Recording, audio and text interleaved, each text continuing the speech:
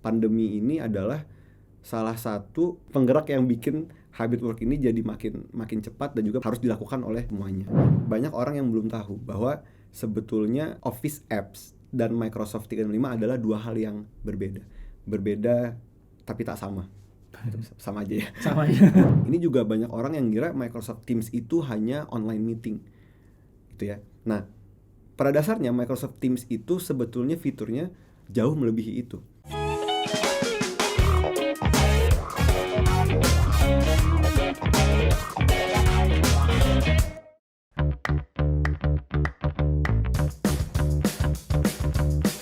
Halo, perkenalkan saya dengan Yuril. Saya dari PT Sarana Solusi Indo Informatika atau PT Solusi. Kita adalah salah satu partner dari Microsoft Indonesia dan sudah berpartner selama 25 tahun. Nah, kebetulan sekarang saya bersama Mas Kevin dari Microsoft Indonesia. Nah, Mas Kevin tadi kan sudah ngobrol-ngobrol tuh sama Pak Alex mengenai hybrid working ya di part sebelumnya gitu ya. Oh ya, untuk kawan-kawan yang misalnya belum ngikutin atau misalnya baru ngikutin, nah kalau misalnya mau lihat part 1 atau part sebelumnya mengenai hybrid working yang sedang kita bahas, nanti bisa cek di deskripsi ya. Tadi kan kita sudah ngobrol banyak ya, ada Mas Kevin sama Pak Alex mengenai hybrid working, terus saya ada juga beberapa pertanyaan nih mengenai gimana sih Microsoft bisa ngedukung hybrid working itu ya gitu. Jadi teknologi apa di baliknya itu gitu. Nah, gimana sih Microsoft bisa menyediakan atau mengakomodir solusi itu gitu ke hybrid working? Oke, makasih Mas Yuril. It's a great question. Yang pertama, dan saya coba jawab gitu ya dengan memberikan penjelasan tentang misi dari Microsoft itu sendiri. Jadi misi Microsoft yang pertama itu adalah empowering every people and every organization on the planet to achieve more. Gitu ya. Jadi memang misi kita ini dilandasi gitu ya oleh keinginan Microsoft untuk membantu semuanya dalam menyelesaikan masalah gitu ya, termasuk masalah hybrid work ini. Hybrid work kan sebetulnya dulu adalah hal yang aneh. Kata kutip adalah hal yang aneh gitu kan. Mungkin dulu kita online meeting adalah hal yang sangat aneh. Kita bikin event online mungkin adalah hal yang aneh, tapi karena adanya COVID-19 pandemic kita dipaksa nih untuk melakukan perubahan gitu. Nah, speaking of hybrid working, sebetulnya solusi Microsoft yang memang sudah kita buat itu sudah dibuat jauh-jauh hari sebelum pandemi, bahkan mungkin sekitar 5-10 tahun yang lalu. Jadi pandemi ini adalah salah satu penggerak yang bikin hybrid work ini jadi makin cepat dan juga harus dilakukan oleh semuanya. Microsoft punya solusi namanya Modern Work, di mana Modern Work ini berdasarkan oleh Microsoft 365, Microsoft 365. Yeah. Microsoft 365 itu satu suite yang berguna untuk kolaborasi dan juga productivity.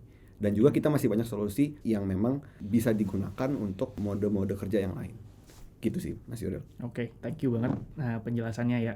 Jadi ternyata tuh untuk hybrid working memang kita suka nggak suka, mau nggak mau kita tetap harus ngelakuin itu. Apalagi selama 2 tahun terakhir kita berjuang menghadapi pandemi ya. Jadi memang ya mau nggak mau secara pekerjaan kita harus bisa menerima kenyataan tersebut. Tapi untungnya Microsoft bisa menyediakan solusi itu. Keren banget. Terus kalau misalnya kita menggunakan Microsoft 365 ini gitu ya. Nah, ini sebenarnya tuh bisa masuk di segmen industri apa aja sih gitu kalau menurut Mas Kevin? Oke, pertanyaan bagus lagi Mas Yuril. Sebetulnya gini, again kalau saya balik ke misi Microsoft tadi, empower every person and every organization gitu ya. Jadi memang itu pun juga organisasi kita harus bisa untuk digunakan oleh segala macam industri atau segala macam use cases lah gitu ya. Jadi karena memang tujuannya adalah untuk membantu meningkatkan kolaborasi dan juga produktivitas dari employee di organisasi tersebut gitu ya. Dan itu harusnya bisa diterapkan di semua industri. Dan memang kita sudah banyak experience atau pengalaman baik yang ada di global ataupun yang ada di Indonesia sendiri yang digunakan untuk industri seperti banking, manufacture, healthcare, government dan lain-lain. Nah, jadi kita bisa mix and match yang mana yang kira-kira ini cocok nih untuk di banking, teknologi Microsoft 365 ini cocok nih untuk di healthcare, dan kita bisa menempatkan memposisikan solusi kita itu agar bisa tepat digunakan oleh si industri tersebut gitu. Oke. Oh ya, tadi kan sempat dibilang tuh beberapa contoh use case ya. Ada banking, manufacturing gitu. Contoh aja nih satu misalnya yang di banking. Nah itu apa ya Mas kira-kira? Oke, saya nggak bisa buka nama customersnya, Boleh, nggak apa-apa. nggak bisa Ya. buka nama banknya, tapi yang bisa saya ceritakan adalah gini. Kalau di banking, kita sekarang bisa buka rekening nggak harus ke bank itu, gitu ya. Kita bisa buka dari online, atau kita bisa berinteraksi dengan, atau kita mau nanya tentang hal apapun tentang bank tersebut melalui misalnya customer service. Itu kan kalau dulu kita bisa melakukan telepon gitu ya, telepon langsung. Tapi sekarang atau si bank ini, bank A ini, itu menggunakan Microsoft Teams yang kita punya itu untuk sehari-hari mereka. Jadi bahkan teller yang harusnya ada di bank tersebut gitu ya, itu sekarang mereka bekerja dari rumah. Jadi dengan dibantu apa? Ya memang tidak hanya Microsoft Teams gitu ya, tapi ada Microsoft 365 yang lain, ada SharePoint untuk content management, ada Microsoft Teams untuk kolaborasinya mereka, ada absensi mereka sehari-hari, kan mereka kan harus dipantau gitu ya, maksudnya ada shiftnya gitu ya, jam 8 sampai jam 3 kalau nggak salah jadwal bank itu. Jadi use case seperti itu yang kita bisa lakukan, bisa kita mix and match agar bisa disesuaikan dengan kebutuhan bank atau industri yang lain tersebut gitu. Oke. Ya, itu sebenarnya mengenai yang banking itu, saya juga sebenarnya ngalamin di beberapa bank tertentu sih. Jadi memang ketika kita coba kontak atau kita ngobrol dengan customer service-nya, nah itu memang tidak terlihat bahwa mereka lagi sedang ada di kantor gitu. Jadi emang keren banget ya kalau dari sisi Microsoft bisa ada dan hadir di situ ya. Oke. Kemudian oh iya, ini ada pertanyaan bagus sebenarnya, dan ini mungkin adalah yang pertanyaan sering orang-orang juga tanyakan ke kita juga. Kan kita tahu ya kalau misalnya Microsoft 365 adalah Office 365. Nah, tapi dari yang membedakan dari produk Office-nya dengan Microsoft 365 itu sendiri, itu apa sih, Mas? Oke. Nah, ini pertanyaan yang saya tunggu-tunggu dari tadi sebetulnya. Jadi di market, nggak cuma di Indonesia, Gen, banyak orang yang belum tahu bahwa sebetulnya Office Apps dan Microsoft 365 adalah dua hal yang berbeda. Berbeda tapi tak sama. Sama aja ya. Sama aja. Jadi intinya gini, Office Apps itu yang kita sering pakai gitu kan, ada Microsoft Word, PowerPoint, Excel gitu ya. Sementara Microsoft 365 itu banyak sekali aplikasi lain di dalamnya yang memang difokuskan untuk tadi productivity dan juga kolaborasi. Nah, Microsoft 365 memang ada Office Apps-nya, tapi karena kita sekarang harus bekerja dari mana saja, nggak harus ada di kantor gitu ya, ada fitur namanya co-authoring. Jadi kalau Mas Yuril bikin dokumen misalnya, kalau dulu mungkin kan Mas Yuril harus dibikin dulu versi Mas Yuril, terus dikirim ke saya misalnya. Nanti saya review, saya tambah-tambahin, saya kirim lagi versi 2, versi Yuril /Kevin misalnya. Nanti terus saya kirim lagi, Mas Yuril lihat lagi, oh ini masih ada yang kurang, dikirim lagi balik. Jadi kan ada gap waktu yang banyak yang bisa kita efisienkan. Nah, itulah kita pakai namanya teknologi co-authoring yang ada di Microsoft 365 Office Apps-nya gitu ya. Itu satu. Yang kedua, kita punya Microsoft Teams. Ini juga banyak orang yang kira Microsoft Teams itu hanya online meeting gitu ya.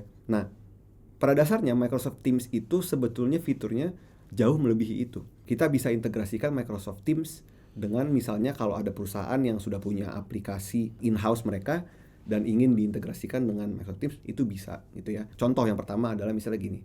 Ada satu company punya sistem absensi sendiri. Jadi kalau employee itu absen, mereka tinggal buka apps tersebut gitu ya. Nah, tapi si company ini atau si organisasi itu ingin mengintegrasikan ke dalam Teams. Jadi employee-nya itu nggak perlu bolak-balik buka Teams, buka aplikasi, belum buka yang lain-lain. Nah, itu bisa. Jadi Teams kita buat sebagai as a platform, Teams as a platform. Ya. Terus fitur Microsoft Teams yang lain untuk sharing dokumen. Gitu ya. Jadi kita bisa bikin grup, kita bisa bikin grup-grup, dibagi per tim, dibagi per project. Terus kita upload file kita di situ atau Microsoft Excel, Word, file Word, Excel, PowerPoint.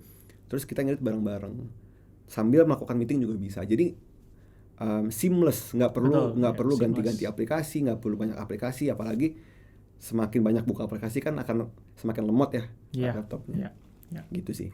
Oke, keren banget. Jadi memang Microsoft 365 itu emang benar-benar mencakup seluruhnya ya. Jadi nggak hanya cuman Office doang nih, tapi juga produk-produk lain yang mendukung pekerjaan kita ya. Kolaborasi betul ya. Oke, tapi kira-kira kalau dari kita pakai Microsoft 365, kita dapat benefit apa aja di 365 itu? Oke, yang pertama yang pasti untuk kemudahan dalam bekerja gitu ya. Again, ini bisa disesuaikan. Jadi yang mungkin saya bilang kemudahan belum tentu mudah untuk company lain, belum tentu mudah untuk organisasi lain gitu ya. Tapi kita bisa bantu untuk lihat cara kerja di company tersebut yang lama itu seperti apa nih, dan apa yang mau diubah gitu ya. Mungkin ada hal yang nggak bisa digunakan melalui Microsoft 365 mungkin, Ya. tapi kita bisa cari nih yang mana yang bisa kita mau transform gitu ya, transform, dan sehingga cara kerjanya jadi lebih mudah, lebih efisien dan lain-lain. Satu. Yang kedua, kalau ini dalam scale untuk perusahaan, yang pasti akan ada support dari Microsoft, dari partner-partner Microsoft gitu ya, support 24 jam 7 hari 24/7. Itu pasti akan ada. Yang ketiga, kemudahan lah dalam menggunakan Office, karena siapa sih yang nggak pernah pakai Office apps? Siapa sih yang nggak pernah Iya, pakai iya. PowerPoint, Word, Betul, Excel betul, gitu ya? betul. Dan dengan berlangganan Microsoft 365, fitur-fiturnya otomatis akan selalu yang terbaru. Jadi Iya. kalau dulu mungkin kita harus melakukan update, atau bahkan kalau udah 5 tahun kita harus beli lagi yang baru. Iya. Gitu ya. Sementara kalau ini sudah pasti setiap 2 minggu, setiap 2 minggu atau sebulan itu akan ada update. Tapi kalau update yang major yang untuk fitur besar itu biasanya kan setiap 3 tahun, 5 tahun ya, itu akan otomatis ke update ke dalam langganan tersebut.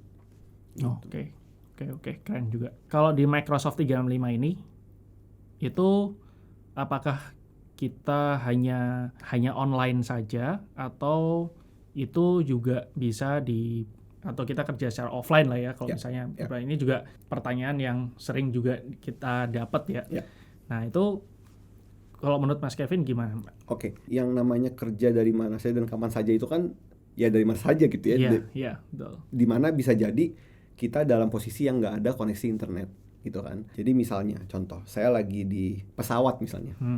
Pesawat kan nggak ada sih, tapi kan lemot lah gitu ya, dan harus bayar lagi wifi segala macem. Itu bisa, jadi tetap karena di 365 itu ada Office apps yang memang both yang online ataupun yang offline, maksudnya yang diinstal, ya kita saat kita lagi nggak retreat kita bisa kerja dulu sendiri gitu ya, tanpa harus menggunakan koneksi internet. Nanti once kita sudah ada koneksi internet, dia akan otomatis nge-sync dokumen kita yang terakhir atau kita yang terakhir ke cloudnya Microsoft, sehingga begitu udah online lagi, otomatis itu sudah ke-update ke semua orang yang memang punya akses ke dokumen tersebut. Satu. Yang kedua, kalau dari sisi Microsoft Teams gitu ya, kita mau join meeting misalnya, tapi tiba-tiba koneksi internet kita mati, atau misalnya kita mati lampu, kita nggak punya koneksi internet, terus mau pakai pulsa, kuotanya habis misalnya, gitu ya. Nah, kita bisa join meeting menggunakan Teams itu melalui nomor telepon. Jadi kita seolah-olah mengikuti meeting, tapi bukan lewat koneksi internet, tapi lewat jalur nomor telepon gitu ya. Dan masih banyak lagi gitu ya. Memang kita juga kita fokus untuk mempermudah semuanya. Jadi kalau memang koneksi internet nggak ada, ya kita bisa pakai plan A dan plan B gitu ya. Kalau ada koneksi internet ya akan lebih baik seterusnya. Oke. Ya, keren ya. Jadi benar-benar bisa hybrid sekali lagi. Betul. Ya. Microsoft 365 itu bisa ngedukung kita untuk bekerja secara hybrid. Untuk Microsoft 365 ini sendiri itu khusus untuk bisnis atau perorangan juga bisa. Bisnis itu maksudnya apakah harus corporate atau apa? Ya, tapi perorangan apakah juga bisa? Oke. Jadi Microsoft 365 sebenarnya kita bagi ke segmen-segmen tertentu gitu ya. Ada yang untuk perorangan, ada juga yang untuk company atau organisasi gitu ya. Ada juga yang untuk non-profit organizations. Jadi yang memang NGO yang itu juga kita ada program tertentu, ada set tertentu yang untuk kita khususkan untuk for charity kita ngomongnya. Itu sih. Nah, untuk yang perorangan kita bisa subscribe langsung gitu ya lewat internet. Microsoft 365 for personal. Satu orang itu bisa dapat 5 device, bisa di-install ke dalam 5 device gitu ya. Tapi sama Word, PowerPoint, Excel, ada juga Teams dan juga ada Outlook-nya. Nah, tapi bedanya apa nih dengan yang ada di corporate atau yang ada di untuk yang company? Yeah. Kalau untuk company, yang pasti kita lebih kedepankan dari sisi kerjasama, kolaborasi gitu ya. Dan juga yang kedua dari sisi security. Karena gimana pun juga data-data perusahaan itu kan harus dijaga dengan baik ya. Dan ini juga yang banyak belum tahu mungkin ya di market, nggak cuma di Indonesia tapi di market global, bahwa Microsoft 365 itu juga mengcover dari sisi security-nya. Hmm. Jadi kalau tadi saya bilang kolaborasi dan productivity, berarti ada poin ketiga, yaitu dari sisi keamanan security. Gitu. Oke, berarti bisa ya kalau untuk perorangan juga Ya, bisa ya. betul. Jadi nggak hanya eksklusif hanya untuk corporate atau bisnis gitu ya, tapi juga kalau misalnya kita yang perorangan ingin menggunakan atau juga ingin memanfaatkan kelebihan-kelebihan terutama security untuk perorangan itu juga bisa. Betul. Thank you sekali lagi penjelasannya Mas Kevin mengenai bagaimana Microsoft 365 itu ternyata bisa digunakan untuk perorangan juga ya gitu. Oke, kawan-kawan, selepas sesi ini kita masih akan membahas lebih lanjut lagi dan mengupas tuntas lebih dalam lagi bagaimana Microsoft 365 itu bisa kita manfaatkan. Kita akan membahas lagi tentang hidden gems lainnya. So, stay tune ya.